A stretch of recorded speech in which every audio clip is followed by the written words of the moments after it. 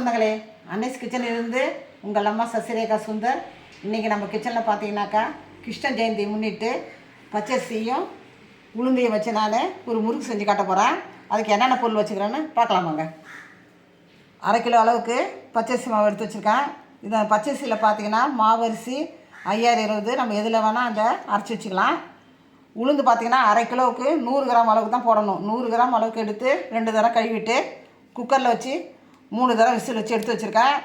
இதுக்கு மேலே உளுந்து நம்ம சேர்க்கவே கூடாது. நிறைய சேர்த்தோம்னா டேஸ்ட்டு நல்லா இருந்தால் கூட எண்ணெய் பூரா இழுத்துடும்.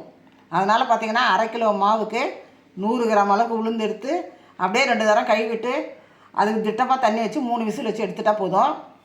தேவையான அளவுக்கு உப்பு, கொஞ்சமாக நெய், பெருங்காயத்தூள், எள்ளு பார்த்திங்கன்னா 1 டீஸ்பூன் எடுத்து வச்சுருக்கேன். இதான் மொத்த பொருள். இதை நான் மிக்ஸி ஜாரில் போட்டு அடித்து எடுத்து வந்துடுறேன். பேஸ்ட் வச்சு எடுத்து வந்துடுறேன்.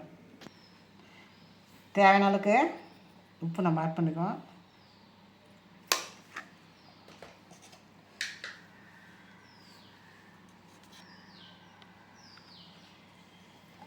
ஒரு டேபிள் ஸ்பூன் அளவுக்கு பார்த்திங்கன்னா நெய் சேர்த்துக்கணும். நல்லா வாசனையாக நல்லாயிருக்கும். பார்த்திங்கன்னா 1 டேபிள் ஸ்பூன். கொஞ்சமாக பெருங்காயத்தூள், 1 டீஸ்பூன் வெள்ளை எடுத்து வச்சுருக்கோம்.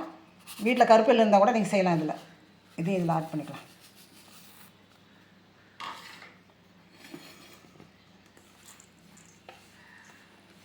மொத்தமாக இதை நல்லா கிளறி விட்டுட்டு அதுக்கப்புறம் அரைச்சிருந்த உளுந்து மாவை நம்ம இதில் ஆட் பண்ண வேண்டியது தான்.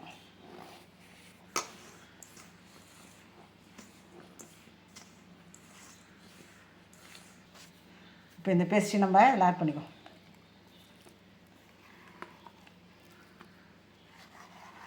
பாருங்கள், 100 கிராம் எவ்வளோ வருது பார்த்திங்களா? நிறைய வருது. வேக வச்சதால் நிறைய வருது. சூப்பர் டேஸ்ட்டாக இருக்கும். பார்த்திங்கனாக்கா நம்ம எப்போயுமே பாசிப்பருப்பு, உளுந்து வறுத்தது, பொட்டுக்கடலை மாவு இதெல்லாம் வச்சு தான் நம்ம செய்வோம். இந்த மாதிரி நீங்கள் செஞ்சிங்கன்னா வீட்டில் இருக்கவங்க பார்த்திங்கன்னா அடிக்கடி செய்ய சொல்லுவாங்க உங்களை. அந்த அளவுக்கு டேஸ்ட்டாக இருக்கும். சூப்பராக அது எல்லாருக்கும் ரொம்ப பிடிச்சிடும்.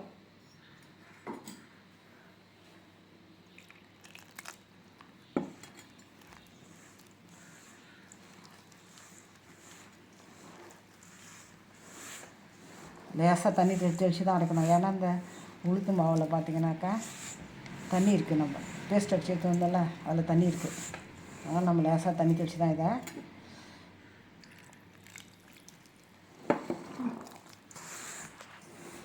நல்லா சப்பாத்தி மாவு பதத்துக்கு நம்ம பிசைஞ்சிட்டோம். இப்போ நான்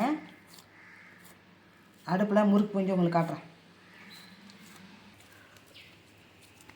முறுக்கச்சில் பார்த்திங்கன்னா லேசாக தண்ணி தடவி போனோம். அப்போ தான் ஈஸியாக வரும். பார்த்திங்கன்னா முறுக்கு நம்ம புழியும்போது ஈஸியாக வரும்.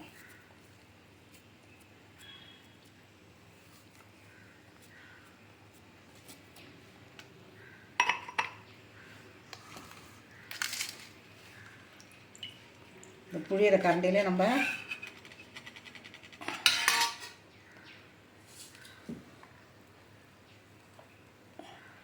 லேசாக தண்ணி தொட்டு அதையும் தடவிட்டு தான் புழியணும். பார்த்திங்கன்னா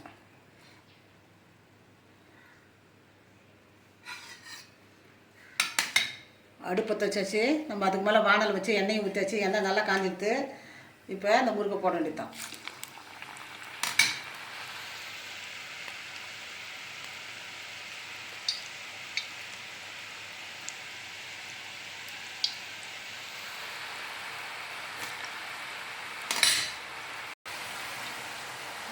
நம்ம இது மாதிரி கரண்டியில் பூஞ்சி எடுக்கும்போது தான் பார்த்திங்கன்னா நல்லா ஷேப்பாக வரும். பார்த்திங்கனாக்கா வானலே அப்படியே பூஞ்சிடலாம். கோணமெல்லாம் ஓடும், புட்டுக்கும். அந்த மாதிரி இல்லாத நம்ம ஒத்தையாக இருந்தால் தான் எல்லாம் சாப்பிட்றதுக்கும் இதுவாக இருக்கும். பார்த்திங்களா, வச்சு கொடுக்குறதுக்கும் நம்ம தட்டில் வச்சு பிள்ளைங்களுக்கு கொடுக்குறதுக்கும் நல்லாயிருக்கும். இது நம்ம கோல்டன் ப்ரௌன் ஆகிற வரைக்கும் நம்ம இதை பொரிச்சு எடுக்கணும் அவசியம் இல்லை. நம்ம அந்த முறுக்கு போட்டு எடுக்கணும்னு இன்னும் கொஞ்சம் நேரத்தில் எடுத்துடலாம். ரொம்பவே சேர்க்கணும் அவசியம் இல்லை. நல்லா வெள்ளையாக இருந்தால் கூட நல்லா முறுப்பாக இருக்கும். பார்த்திங்கனாக்கா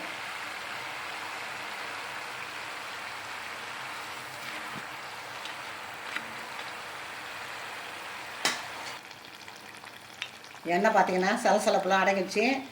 இந்த நேரத்தில் நம்ம இதை எடுக்க வேண்டியது தான். ரொம்ப ப்ரௌனாலாம் வரணும்னு சொல்லிட்டு எதிர்பார்க்காதீங்க.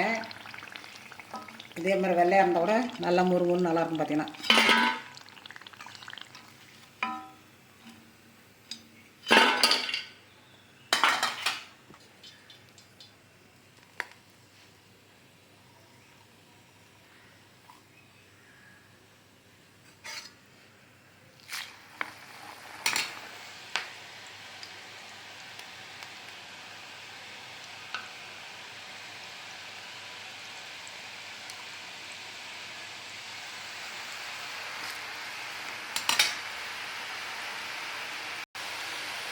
இங்கே பார்த்தீங்கன்னா முறுக்கச்சி ரொம்ப சின்னதாக இருக்க போட்டு 2 போடுறேன். நீங்கள் பெரிய முறுக்கச்சி இருந்தாலும் வானல் பெருசாக இருந்தாலும் பார்த்தீங்கன்னாக்கா 3-4 கூட போட்டு எடுக்கலாம் இதை.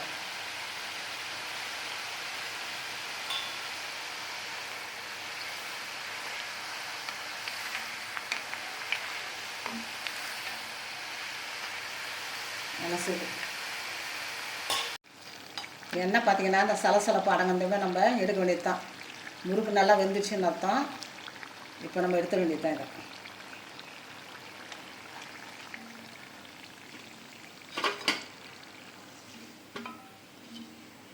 இதே மாதிரி தான் எல்லாத்தையும் போட்டு எடுத்துக்கணும்.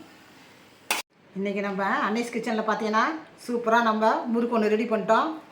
இது ரொம்ப ரொம்ப ஈஸியான டிஷ். பார்த்தீங்கன்னாக்கா 1/2 கிலோ அரிசி மாவு வச்சு 100 கிராம் அளவுக்கு உளுந்து எடுத்து நம்ம வேக வச்சு தயாரிச்சாச்சு.